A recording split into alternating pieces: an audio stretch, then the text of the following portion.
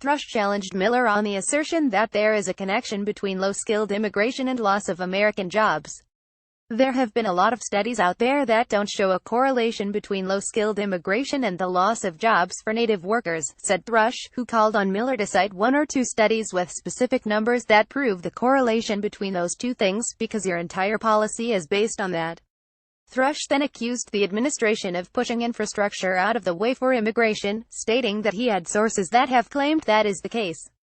Miller responded that isn't true. Clip exchange between senior White House advisor Stephen Miller and Glenn Thrush on immigration.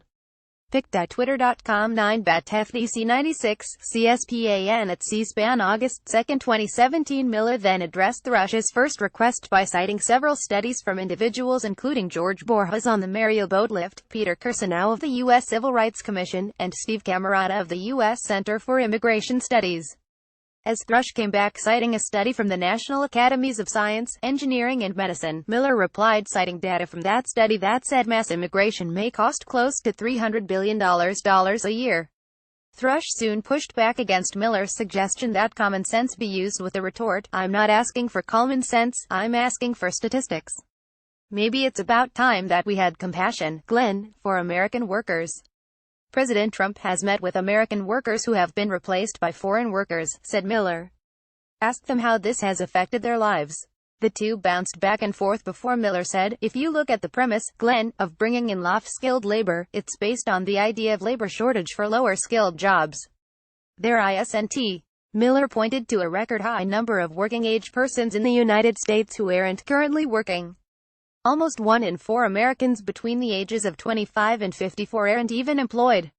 He then cited a statistic that 1 in 5 African American males without a high school diploma has plummeted some 40 percentage points since the mass wave of unskilled migration began. Miller stated that it is common sense that some companies want to bring in more unskilled labor because they know that it drives down wages and reduces labor cost. He said the question to the government is rather, to whom is our duty? He answered his own question. Our duty is to U.S. citizens and U.S. workers to promote rising wages for them. If low-skilled immigration was an unalloyed good for the economy, then why have we been growing at 1.5% for the last 17 years at a time of unprecedented new low-wage arrivals? It's just the facts speak for themselves, said Miller. He then said having ultra-high-skilled workers at the back of the line makes no sense in 2017. Follow Michelle Moons on Twitter at MichelleAdiana.